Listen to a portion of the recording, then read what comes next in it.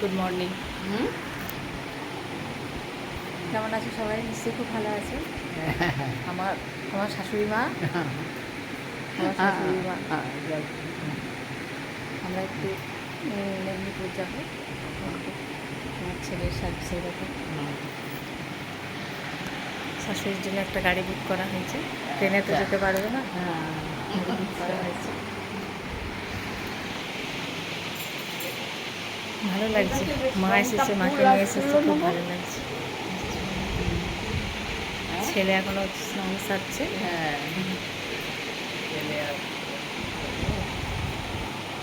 রাখলাম, ভালো থেকো সবাই।